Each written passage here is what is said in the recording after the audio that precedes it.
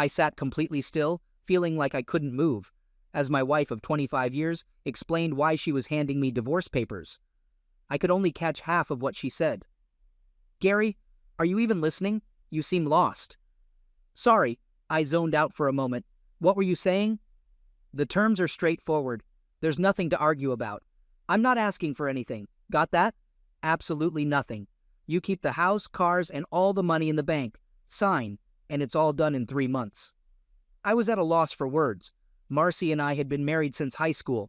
We raised our twin daughters, Cindy and Sandy, who went off to study at Columbia University. We had a comfortable home in the suburbs, both drove Volvos, and Marcy had her own credit cards and phone. I never denied her anything, never cheated or mistreated her in any way. She never seemed unhappy or complained about anything. I never saw this coming. Maybe that was the problem. I wasn't paying enough attention.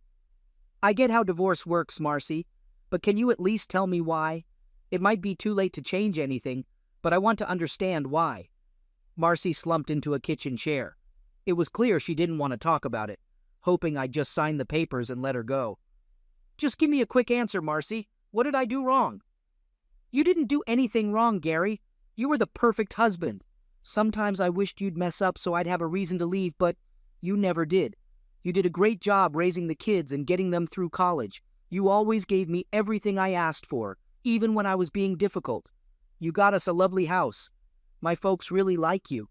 Don't ever think you did anything wrong, because you didn't." She seemed to be about 45 years old. She had a nice complexion, and her light brown hair looked perfect, shining in the sunlight. She jogged often, keeping her body toned and tanned.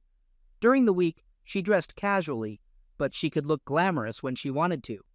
Marcy thought she was just as perfect as I was, or at least that's what she claimed. I couldn't figure out what was really going on. "I'm sorry, but this doesn't make sense. There must be a reason. You can't just say it's okay and leave it at that. There has to be something behind it, Gary." "I'm trying to handle this in a way that won't hurt your feelings or make me look bad.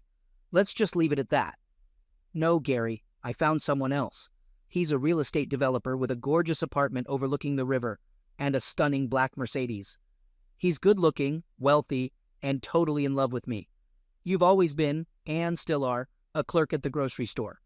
I'm not putting down your job because you've always provided for us and made enough to keep the family comfortable, but you'll always be a clerk. I wanted more than that.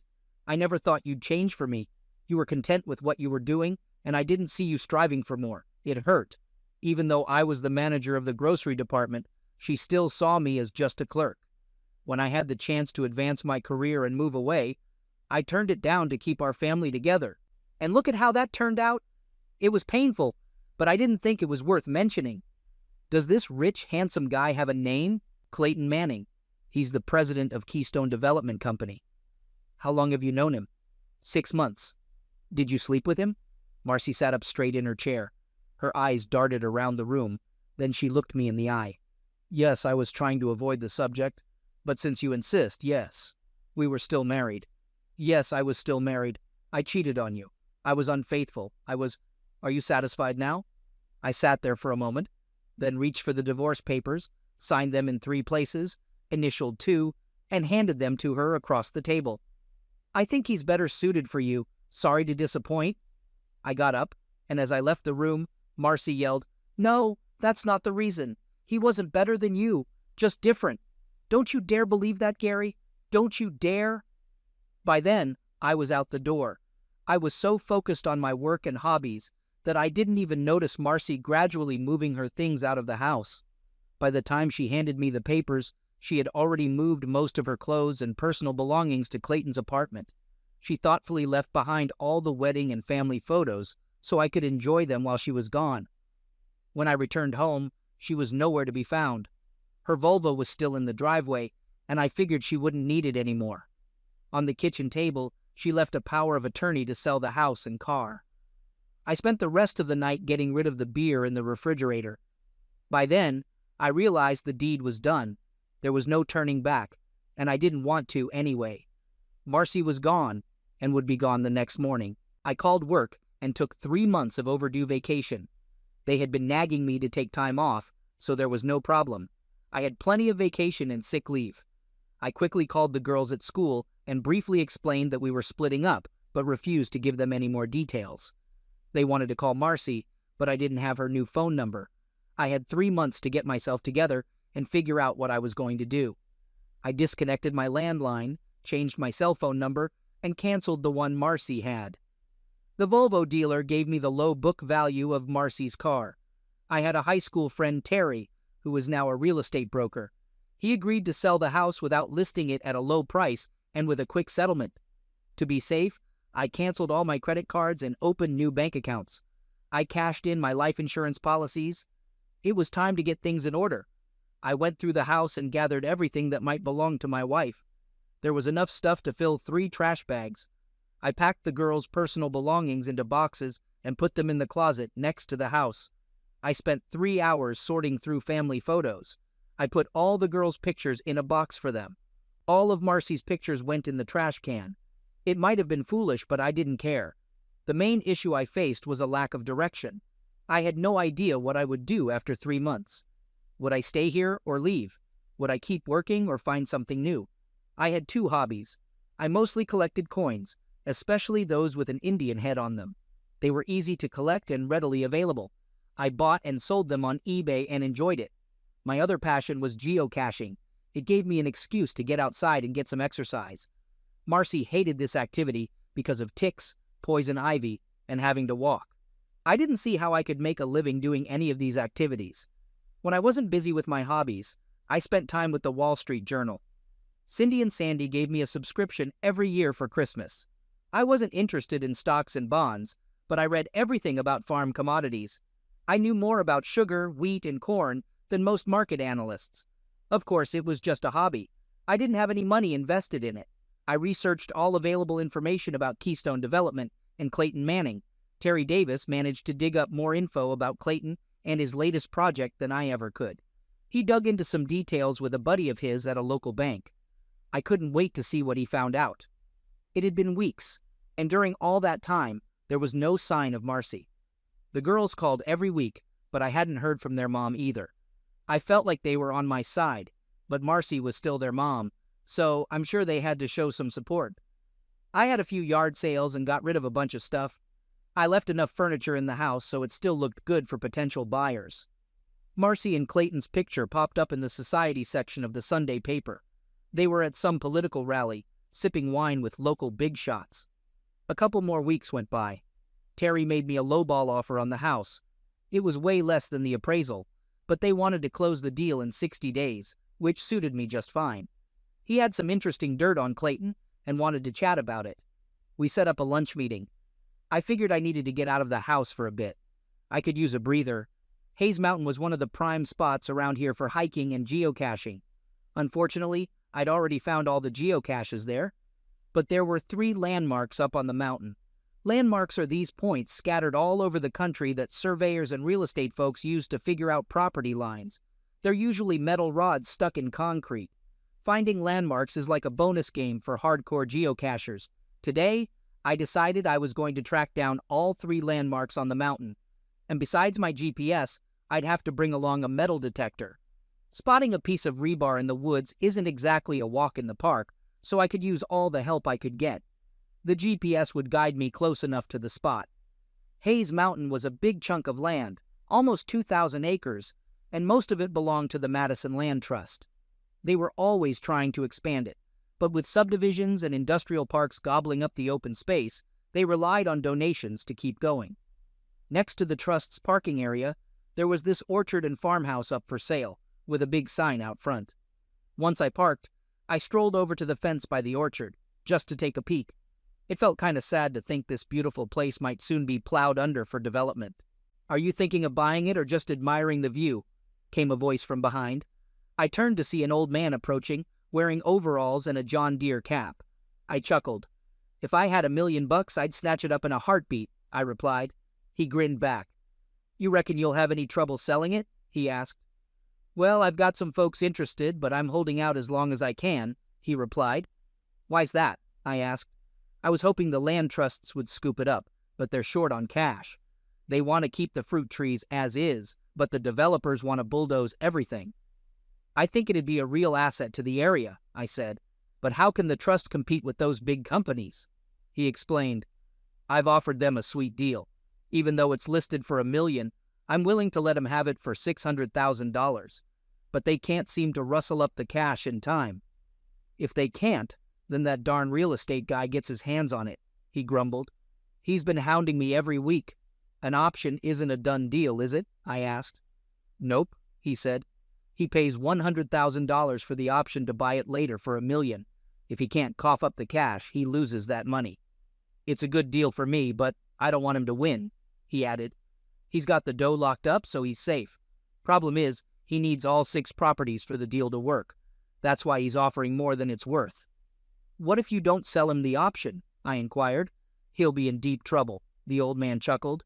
If he doesn't get that lot, the whole deal falls apart, and he loses everything he's invested, maybe $1 million. His backers will bail, and he'll be left high and dry. I'd help you out if I could, I said sympathetically. Sure thing, he replied, sounding a bit resigned. They all say that.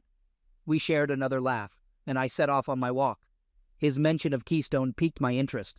The landmarks were about a mile apart, at least if you were a bird flying straight, but on the mountain, it felt more like 2 miles. Finding the first 2 markers was a breeze.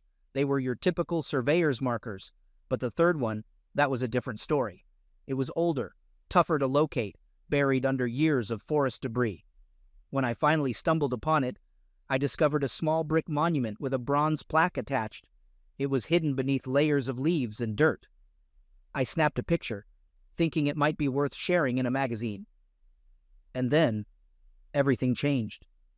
As I moved away from the marker, my metal detector started beeping. It was faint, but it was definitely there. I slipped on my headphones and started scanning the area nearby.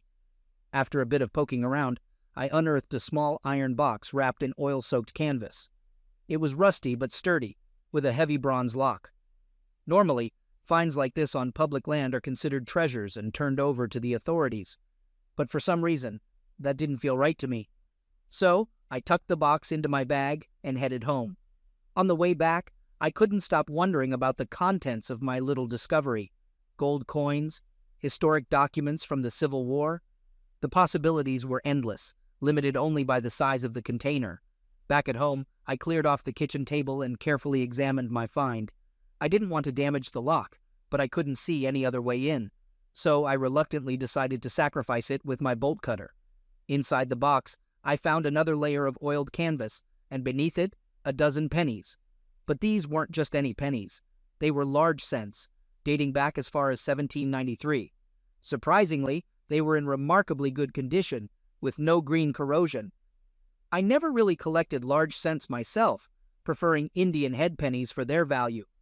However, I remembered a book my grandfather left me, titled The Quirks of the Penny, which delved into the different types and varieties of large cents. I found the book boring because I didn't own any of the coins it talked about. It had been sitting untouched on my shelf for nearly 30 years. But tonight, it was going to finally serve a purpose.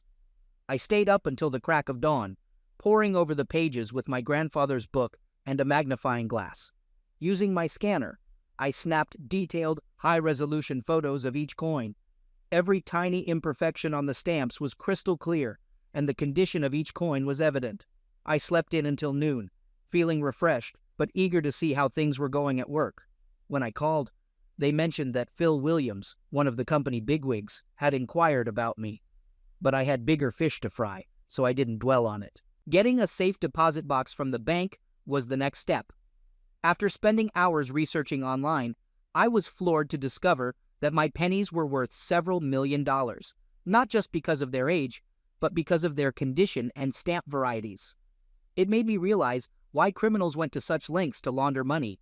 Turning my coins into cash wouldn't be a walk in the park. Over breakfast at IHOP, I spotted another picture in the paper of Marcy and Clayton at an art gallery opening. That's when the next move clicked in my mind. Once the safe arrived, I reached out to John Smurd and asked him to hold off on any decisions about the land for a few days. He seemed content with the request. Then, I swung by the Land Trust office to inquire about making a donation. They were thrilled to assist me. With the final divorce just 4 weeks away, I felt a sense of urgency. The rest of the day was spent researching coin dealers and auction houses looking for any signs of trouble. Eventually, I settled on Towers and Burns in New York City. They seemed capable of handling controversial sales discreetly. I scheduled an appointment with them for Monday afternoon. To round out the day, I called the girls and arranged to have lunch together on Monday morning, keeping the morning free. When I arrived at Towers and Burns, I was struck by the modern, elegant showroom. After giving my name, I was escorted to a less glamorous part of the building. "Welcome to New York, Mr. Simmons. I hear you've got some intriguing coins to show us. Is this your first time visiting the city?" I took a seat in the chair opposite James Towers. His face was familiar from the ads, but he seemed a bit older now. "Thanks. My daughters go to Columbia University, so I've been here before, but never on business." "I'm not doubting your knowledge of coins, but do you have someone on your team who's an expert in early copper coins? It might be helpful to have them here." "I'm not too touchy about it, and I think that's a great idea." He leaned over to the intercom on his desk. "Murray, can you have Cookson come into my office?" Maurice Cookson, who had authored several guides on large cents and half cents, soon entered. He looked older than his photos, but then again, who doesn't mind looking younger? "I have 12 special coins I'm looking to sell. Today, I hope to sell 4 and keep the 5th for your consideration. The others, I'll hold on to for now. If today goes well, I'll offer those to you as well. I know it sounds incredible, but I believe 6 of them will fall under conditional census status. Mr. Cookson can confirm if I'm right or not. Since coins like these don't come up for sale often, I thought you might be interested." "Where did these coins come from?" James asked. "They were passed down to me by my grandfather when he passed away." "Not to cast doubt, Mr. Simmons, but the story is a bit hard to believe. Can you show us what you've got?" I laid out 4 photos on the table, each displaying both sides of one of the coins I was offering today. They were enlarged about 5 times their actual size and crystal clear. James and Maurice examined each photo carefully for several minutes. "So, what's your asking price for these 4? James inquired. "A quick glance at recent auctions suggests I could fetch about $1.3 million for them. I initially thought $1 million, but your figure isn't out of the realm of possibility." "Maurice really knows his stuff when it comes to pennies," James remarked. "I'm willing to offer $800,000 for the lot, but under one condition." "What kind of condition are we talking about?" I asked. "I have a special letter from the Land Trust about donating land. I'd like you to take a look at it, along with an advertisement for John Smurd's orchard," I said, handing them over. "I'd like you to buy this plot of land and donate it to the Madison Land Trust. The price is $600,000. You'll score a hefty tax deduction and earn some serious karma points." "Give us a sec, please," James said, motioning to Maurice. They huddled at the far end of the room, deep in conversation. After a few minutes, Maurice stepped out, and James returned to the table. "Got any coins on you?" he asked. "Yep, and I've got a 5th one I'd like to keep in the mix," I replied. Mr. Cookson reappeared with a purple Crown Royal bag. "We're willing to honor your terms on the land deal, and hope you'll do the same on the coin deal," he said, dumping the bag's contents onto the table. It was a treasure trove of nearly 100 coins, mostly gold with some silver mixed in. "The retail value of this collection is around $300,000, James explained. "For various reasons, we've had trouble selling them, but you shouldn't have any issues. You've sold coins on eBay before, right?" I nodded. "Your grandfather's coins should fly off the shelves and we'll both come out ahead," James said with a wink. After some thought, I agreed. I handed over the 4 pennies to Mr. Towers, and we sealed the deal with handshakes all around. "Now, Mr. Simmons, tell us about this 5th coin," James prompted. I held up the photo and described it as the top-rated 1793 strawberry coin I'd ever seen. "I've rated it an 8, but I'm no expert," I added. Both James and Maurice leaned in, eager to see the photo. Maurice had a big grin, and James had a twinkle in his eye. "How much?" James asked. "Best offer, as long as you can figure out how to pay me," I replied. "Would you like some coffee, Mr. Simmons?" Letitia, an absolutely stunning woman, asked as she entered the room. "Sure, black's fine," I replied. They left the room, and about 30 minutes later, James returned with Letitia. "Hello, I'm Letitia Rothberg. Do you have a passport, Mr. Simmons?" she asked in a deep yet feminine voice. "Yes, I do," I replied. "Good. We'll head to JFK shortly to set up a new offshore bank account for you. Do you have anything for Mr. Towers?" she continued. I handed over the 1793 strawberry, and James practically lit up with excitement. Thank you, he exclaimed as he left the room. We never settled on a price, but Towers was keen on those 7 coins. Mr. Towers agreed to hang on to the small bag of coins until I got back, and before I knew it, Letitia and I were seated on a plane bound for the Cayman Islands. She didn't say much during the flight. When we landed, photographers were clamoring to snap her picture. She seemed both irritated and amused by the attention. I was clueless as to why she was such a celebrity. It was my first time flying first class, and it was over in a flash. A bright yellow mini SUV awaited us at the terminal.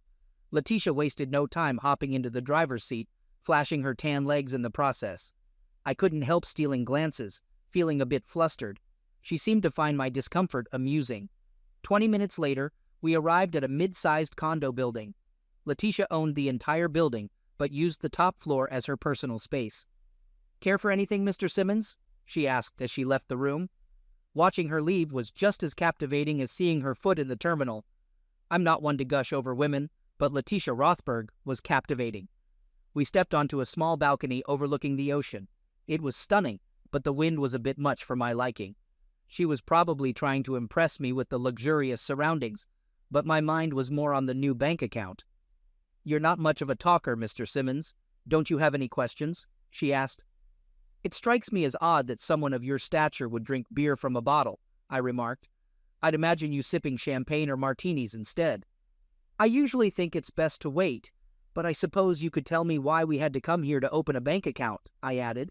"It's a simple, secure place to stash your cash. I think it'll serve you well," she replied. "You've got 7 more coins after all." "That still seems like overkill," I admitted.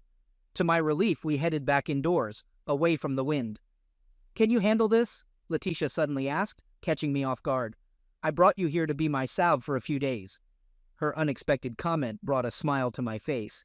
I knew she was joking, but it was a humorous moment nonetheless. She had a great sense of humor, looked stunning, and had a fortune to boot. What more could a guy ask for? If only I were a decade younger.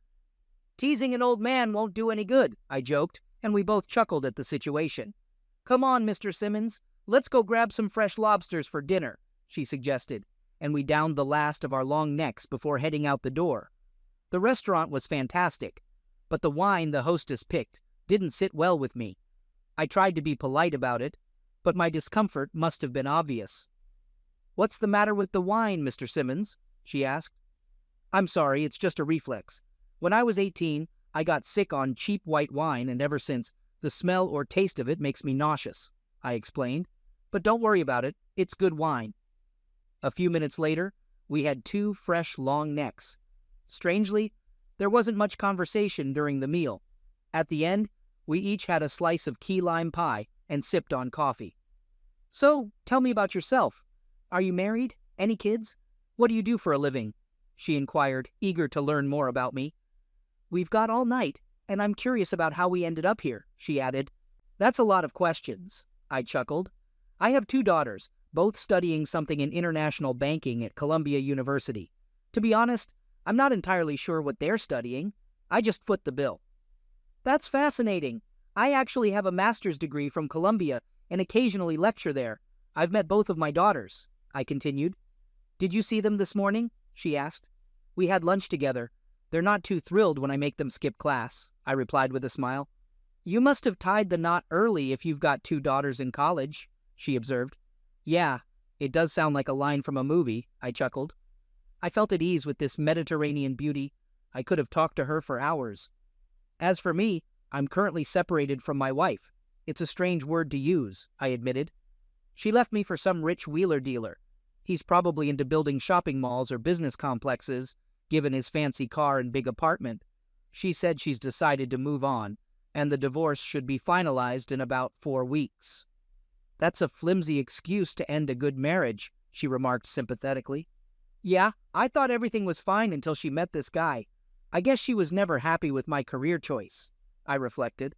"I had chances to move up, but she didn't want to budge. I wasn't thrilled about it, but I thought it was necessary to save the marriage. Now, I just feel empty." "And what about you?" I asked, turning the spotlight back on her. There was a moment of silence. How do you tell a beautiful, wealthy, successful woman that you manage a grocery store? She noticed my unease and responded accordingly, saying, "It's not a big deal. We can chat about it later." "No, it's fine. I'm not embarrassed about what I do," I assured her. "It's just that being a grocery manager at a supermarket isn't exactly a glamorous job that impresses the ladies. My daughters don't mind, but my wife often conveniently forgot to mention it in conversations." I could tell it bothered her. "Do you enjoy your work?" she asked. "Yeah, I do, and I'm pretty good at it," I replied, as the server brought more coffee and cleared the table. "Mr. Simmons, I know we've only just met, but I believe first impressions are important. So, what's your first impression of me?" she inquired. Her question put me in a bit of a tight spot. If I told her what I really thought, I might push her away. But if I tried to flatter her, she'd see right through it and think I was insincere. What should I do? "In short, I see you as beautiful, intelligent, educated, and self-assured," I said, noticing a slight smirk on her face as she tilted her head down and looked up at me. "I was hoping for honesty," she admitted. "I'm sorry, but we were having such a nice evening. I didn't want to spoil it," I apologized. "Do you really have such a low opinion of me?" she questioned, her tone turning serious. "Maybe that's why your wife left you for another man? If you hadn't always tried to please her, your marriage would have been stronger." Her words stung, but I had to admit there was some truth to them. You use your beauty and charm to get what you want. You're accustomed to getting your way, and I sense a bit of a spoiled attitude. You toy with men but fear commitment. Yet you seem savvy with money, knowing how to spend and invest wisely. If you weren't so focused on proving yourself equal to any man, you might actually make a good mother, I said, feeling uneasy, but also a bit irritated by her earlier remark about my marriage. For a moment, we just sat there, silently staring at each other. "Do you really think I'd be a good mother?" she asked, her tone softening. Suddenly the tension eased, and the mood lightened as we drove back to the condo. My night as Letitia Rothberg's supposed bed slave turned out to be rather dull. It's hard to get intimate when you're in separate bedrooms, but that was fine by me because I wasn't expecting anything anyway.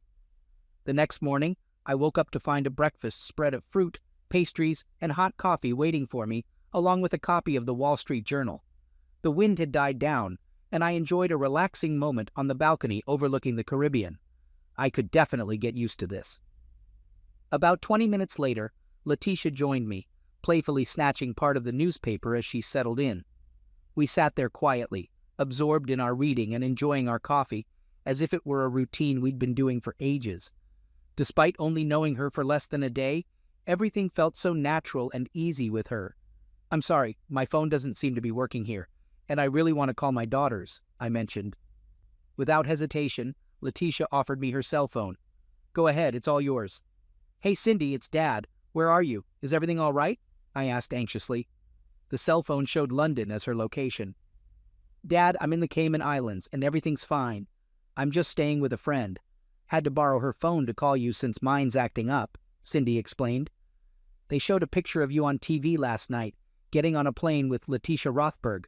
What's going on?" I pressed. "That's the friend I mentioned. What's the big deal?" Cindy responded.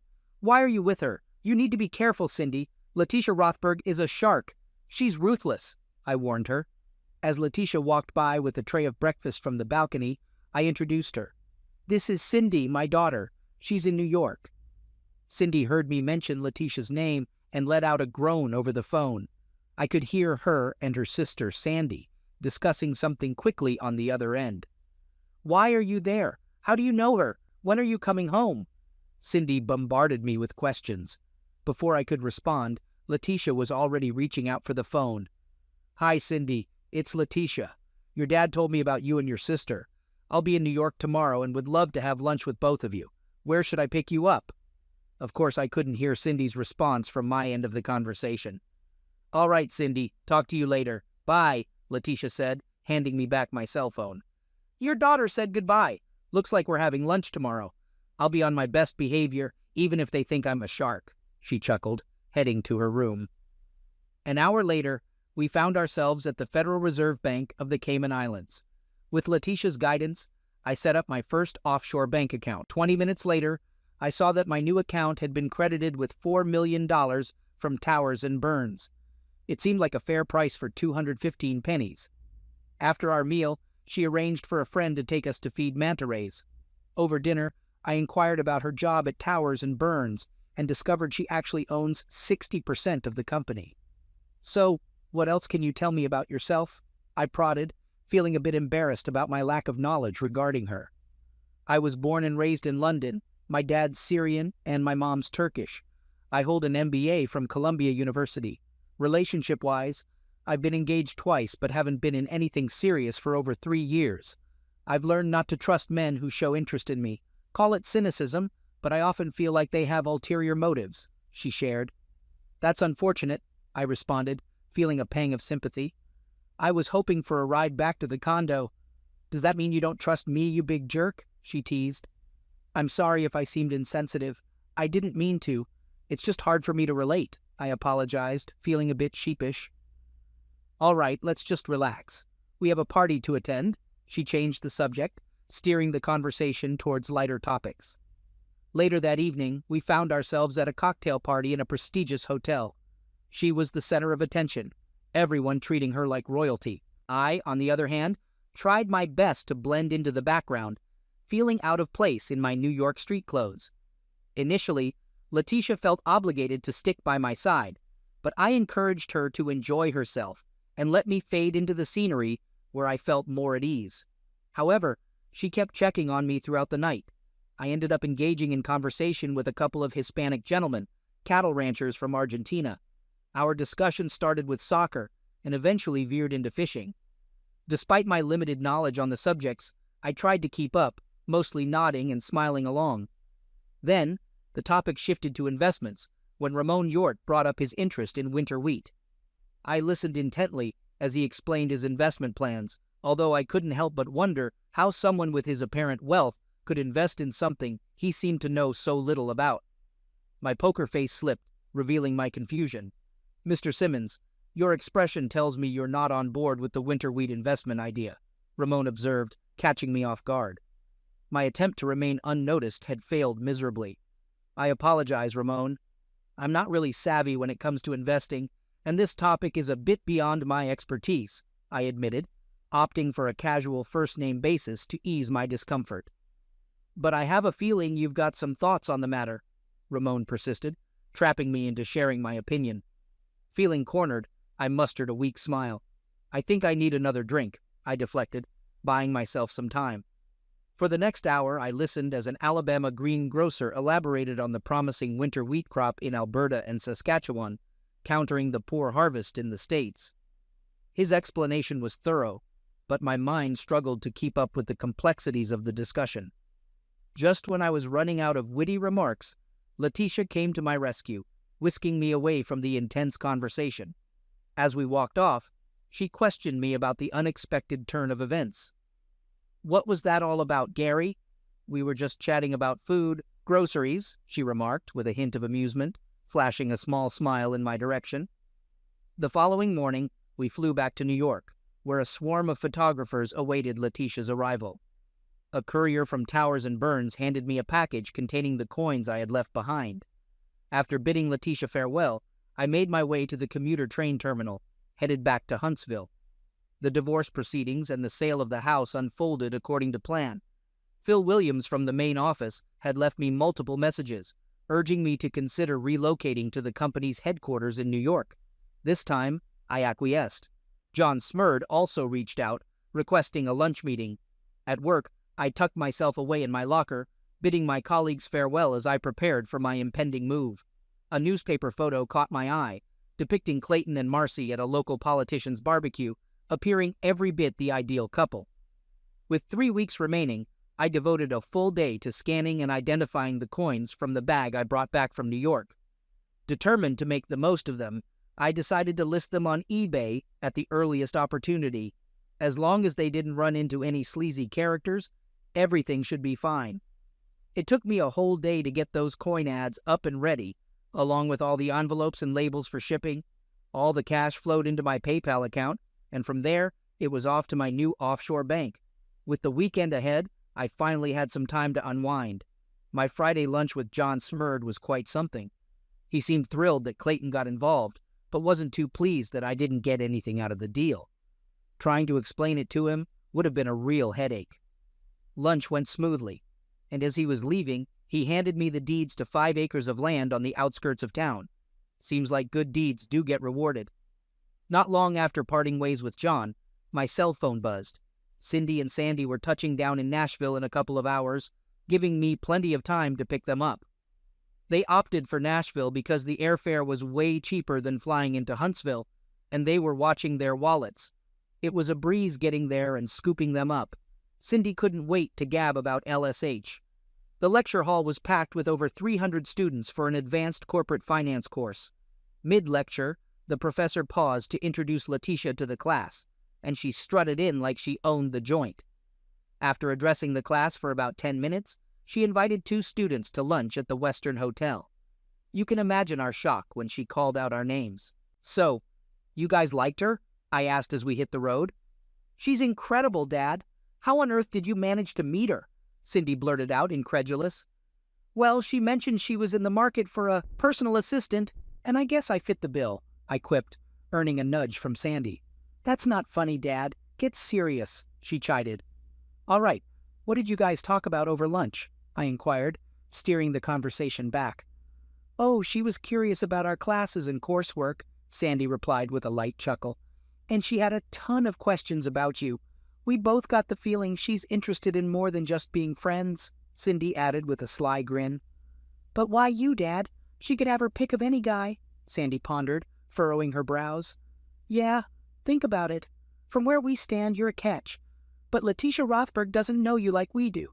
Remember, even Mom didn't seem to know you that well," Cindy chimed in, her tone turning serious. The air between us grew heavy after my unintentional jab about their mother. I hadn't meant to sour the mood or turn them against her. I apologized, feeling the weight of my words settle in. "Your mom's a gem, and I shouldn't have said that." "Don't sweat it, Dad. We get it more than you realize," Cindy reassured me with a gentle smile. We rode in silence for a bit, until just as we crossed over into Alabama, Sandy's phone lit up with a call. "Hey, yeah, we got here about an hour back. All's good. No way. That's awesome news. I'll pass it along. Thanks for the heads up. Catch you later." "Bye," Sandy said, ending the call with a grin. Glancing in the rearview mirror, I caught Sandy giving Cindy a thumbs up. "What's that about?" I asked, curious. Leaning over the front seat, Sandy spilled the beans. "Guess what, Daddy? Letitia's heading to Huntsville, Tuesday morning. She expects you to foot the bill for the night and serve up breakfast in bed," she exclaimed. I was flattered by the news, but also felt the pressure from Letitia, and now my daughters. It all sounded fantastic, and I hoped I was up for the challenge, not just for this one thing. The weekend with the girls went smoothly. They spent Saturday afternoon with their mom, but Clayton was a no-show. I asked them to keep mum about Letitia. We sorted through all the stuff they wanted to leave at the house, and by the time they left, everything was squared away. I made a promise. On the drive back to Nashville, they made me swear to try to get along with Letitia. When I asked what they meant, Cindy chimed in, "Just don't tick her off." Simple enough. They were jazzed about my move to town, but I still couldn't wrap my head around what Letitia wanted from an old guy who didn't even own an Armani suit. Back home, I kicked back with a beer and the Sunday paper. No snapshots of Marcy and Clayton this week, but there was a blurb about Keystone Development hitting a snag with local financing. Winter wheat futures were taking a nosedive in value, which piqued my interest. I rang up Terry Davis and invited him over. It wasn't a fancy lunch, but a couple of cold ones and a chat would do the trick. Clayton Manning had a checkered past, to say the least. He'd been on a roller coaster ride of wealth and debt, dodging creditors and pals who lent him cash. His latest project was going belly up, and folks who backed him were vanishing into thin air. I don't think beer ever tasted so sweet. Monday morning turned out better than expected. The coins I put up for auction fetched a better price than I had imagined. The appraiser pegged the coins' worth at around $300,000. They didn't seem like they'd fetch that much, but they might easily have reached over $200,000. In just a tad over 2 weeks, I'll be a free bird. If you asked me 3 months ago, I'd have thought it was a nightmare, but today, I'm eagerly anticipating it. The folks buying the house had hammered out the financing and were set to seal the deal. It struck me as funny how comfy Marcy felt with Clayton, that she didn't need any of our shared stuff. I wondered if she grasped how uncertain her future was. At 3, I had a sit-down with the buyers of the house. A fat $200,000 check went straight into my offshore account. They had no qualms about me crashing in the house for another week. Worked out for both of us. The next morning, I got a call before I even had my morning joe. An unknown caller officially informed me that Miss Rothberg would be touching down at 10:45 a.m. on Delta Flight 724. I arrived 30 minutes early, feeling a tad jittery. Some paparazzi had caught wind of her arrival and were camping outside the terminal. I tried my darndest to lay low. I parked in short-term parking, not expecting all this hoopla. Instead of waiting for me to fetch her, she opted to walk alongside me behind the car. Naturally, the photographers clocked my license plate, and the cat was out of the bag. I'm not used to all this hubbub, but Letitia seemed unfazed by it. She even apologized to me for it on our way home. I couldn't help but recall how, as she stepped off the plane, I had the urge to plant one on her. Silly old man. I felt sheepish about the emptiness of the house. Over the past few months, I'd gotten rid of everything I could. The only things left were the essentials that the new owner had agreed to take over once I split. My guests found my attempts to apologize amusing. There wasn't a crumb in the house, so we swung by Taco Bell for a quick bite, per her choice. I promised her some dreamland ribs for dinner. It was refreshing to be around a woman with a hearty appetite. "Letitia, I'm glad you're here, but I'm a bit confused why," I confessed. "I figured you'd be back to your usual grind." "This is business, silly," she replied with a chuckle. "I heard you're moving to New York next week. You'll need a place to crash, and I've got a spare room. I'm here to help you pack. A moving truck will swing by tomorrow morning to haul anything you can't fit in the car. Just no furniture, please." "How'd you find out I was moving?" I asked, genuinely surprised. "That's just my thing," she replied casually. "I pay attention to the small stuff, and the big stuff usually falls into place." "Sounds like a bunch of baloney," I said, trying to sound playful. "Are you in cahoots with my daughters or something?" I attempted to flash an innocent grin, but let's be real. It's tough for an old guy like me to look sneaky. Her offer caught me off guard, but I couldn't come up with a single reason to turn it down. "Sure thing. Let's grab some boxes and start packing," I agreed. I had imagined she'd be more comfortable in a fancy boardroom or a posh bank, but she seemed content just shooting the breeze with me. Still, I couldn't shake off the slight awkwardness due to our age difference.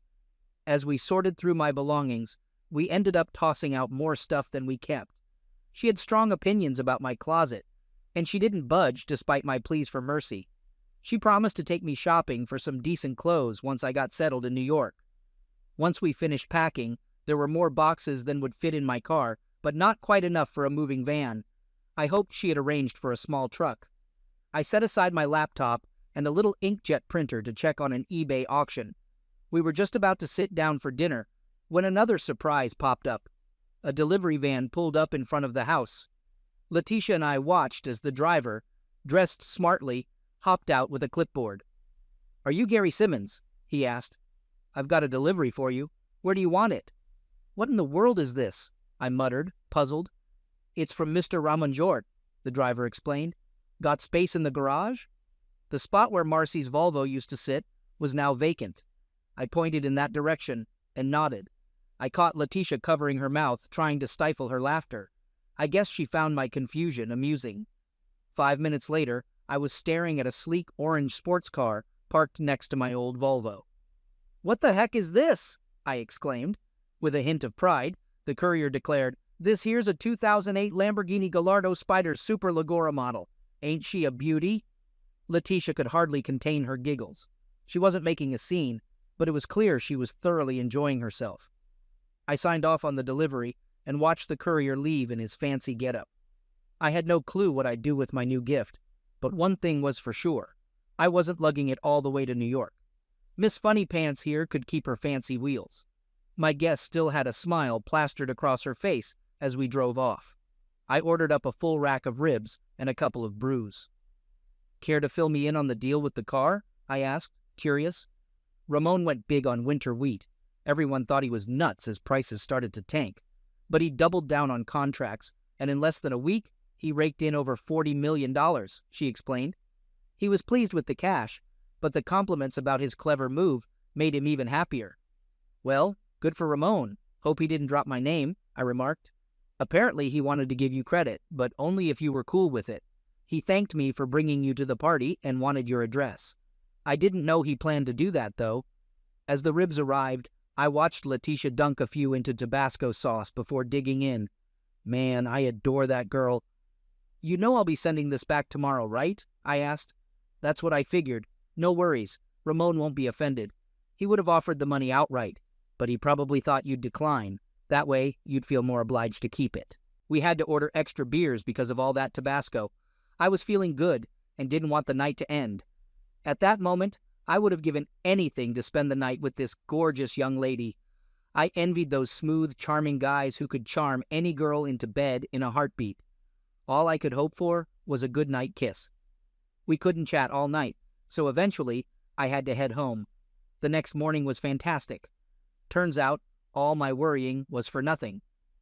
As soon as we stepped into the house, Letitia grabbed my hand and led me to the bedroom. Being the gentleman I am, I made sure to tend to her needs first, and in return, I was treated to the best night of passion in my secluded life. Breakfast in bed was simple: juice, coffee, and Danish. "Sorry, it's the best I can do under the circumstances," I apologized. "It's perfect," she assured me, although eating off a tray in bed isn't as comfy as it sounds. After a few laughs and some adjustments, we relocated to the kitchen. "Breakfast in bed sounds fancier than it really is, Letitia," I chuckled. "Not to spoil the mood, but I'm curious why you chose me. I don't have much to offer, and you deserve someone great." "I've been burned by slick, charming lovers before. I won't fall for that again," she explained. "Ah, got it. You're into me because I'm not a player or a jerk," I replied. She found this amusing and chuckled. "Gary, I was impressed with your deal with James in New York," she said. "Oh, just sold some coins. Nothing major," I shrugged. "I found your plan to buy trust land intriguing," she continued. "Me? A philanthropist? Nah. I see myself as a cunning guy who took advantage of a unique situation to mess with his wife's lover." I smirked. She laughed at that, and I couldn't help but smile too. I was amazed at her intelligence and how well she kept it hidden. Was that a mistake on my part? "No, Gary, that was brilliant," she reassured me. Her curiosity about me was piqued, and she wanted to learn more. "You couldn't possibly have known what I was up to in New York," I protested. "True, but I found out later," she admitted. "You were checking up on me, weren't you?" I realized. I'm not naive. Admittedly, the boost to my self-esteem felt good. Unfortunately, Letitia had an early morning flight back to New York. Saying goodbye was tough. However, she left me feeling content and even entrusted me with the key to her apartment. The dealer couldn't pick up the Lamborghini until the next day, but that was fine since I had no intention of driving it. The movers arrived with a small truck to transport my belongings to New York. Terry Davis called with troubling news about Keystone Development's financial woes. Clayton had lost most of its backers almost overnight, and rumors swirled about missing funds. That evening, my almost ex-wife paid a surprise visit. "To what do I owe this unexpected pleasure?" I inquired. "I need to talk to you about some things," she replied. "I'm leaving in a few days, but I'll help you in any way I can." Noticing the absence of my old Volvo, Marcy questioned the orange car in the garage. "Sorry, Marcy. I sold the Volvo back to the dealer after you said you didn't want it. As for the orange car, it was a gift, but I plan to return it tomorrow," I explained. Marcy was surprised by this term of affection. Curious about the expensive gift, she speculated if it came from my new girlfriend. "No, it was a gesture of gratitude from a cattle rancher I helped," I clarified. As the conversation shifted, Marcy hesitated before asking about the money from the house sale. "It's all gone," I admitted. "You said you didn't want anything, so I used the money to set up my new apartment for the move." Marcy seemed puzzled, but accepted the explanation. When asked about my destination, I disclosed my upcoming move to New York for a new job and a significant raise. However, I chose not to mention my plan to live with Letitia. I wasn't planning on spilling the beans about the Cayman bank account either. "You never mentioned what happened to the apartment," she queried. "It was just leased. The lease ran out, and the owner didn't want to renew it," I clarified. "So where are you living now?" she inquired further. "We're crashing at the Holiday Inn until Clayton finds us a new place," I informed her. Ah, I get it now, I remarked, understanding Marcy's motives for wanting to move into our old house. She seemed a bit puzzled. I see, she responded, appearing unsure. It was evident she needed assistance but was hesitant to ask. As the conversation paused, I offered, Is there anything else I can do for you? Marcy hesitated before requesting, Could you give me a ride to the Holiday Inn? The ride started smoothly, but then Marcy brought up my girlfriend. Tell me about her, she pressed. She's not exactly a girlfriend, more like a business partner, I explained. What kind of business? She probed. We're not into any business, to be honest. I'm just a clerk at the grocery store, I admitted. Marcy remained silent, gazing out the window, and muttered, Bastard, under her breath. At that moment, I had the perfect chance to express my frustration, to let her know how much those newspaper pictures hurt me. But instead, I chose to keep silent and smiled inwardly. Seeing Marcy in distress, I felt a twinge of guilt, but it passed quickly. As I dropped her off at the motel entrance, she departed without a backward glance or a goodbye. Despite feeling a pang of regret, there was also a strange sense of satisfaction. Thursday morning brought an unexpected delivery, the final divorce papers. They arrived earlier than expected, but I wasn't complaining. On the front page of the Huntsville paper, there was a photo of Letitia Rothberg arriving at the airport, accompanied by her sincere friend. Each room at the Holiday Inn received a complimentary newspaper, so Marcy would undoubtedly stumble upon it during breakfast. I emptied the safety deposit box at the bank, ready to move forward. My 7 pennies will definitely come in handy soon. During Letitia's visit, I expected her to inquire about them, but she never brought it up. All our discussions were purely social. Now, I'm bringing up the topic of the auction prices. More than half of the coins were sold at that price, so I spent the rest of the day packaging and getting them ready for shipment. The remaining auctions had to close by noon on Friday. If all the PayPal payments go through smoothly, I'll be able to mail out all the coins the same day. Any dubious buyers will have to wait until Monday. Bright and early on Saturday morning, I hit the road. Most of the money from my PayPal account got transferred to my Cayman account. I kept a small amount on PayPal, just in case I wanted to make an impulse purchase. As I was leaving, the buyers of the house arrived, making it a win-win situation for both of us. The drive up north would take about 12 hours without any delays. Letitia was waiting in the apartment and promised to whip up a homemade dinner for my return. I wondered who would be cooking it. It was reassuring to know that I still had what it takes to capture the heart of such a stunning woman. I was confident I could meet all her expectations. Just as I was crossing into Virginia on Interstate 81, Cindy gave me a call. It turns out Clayton Manning had skipped town, leaving Marcy stranded without a car, a place to stay, money, and a hefty motel bill. I asked Cindy what she thought I should do, and she chuckled, saying, "Just smile?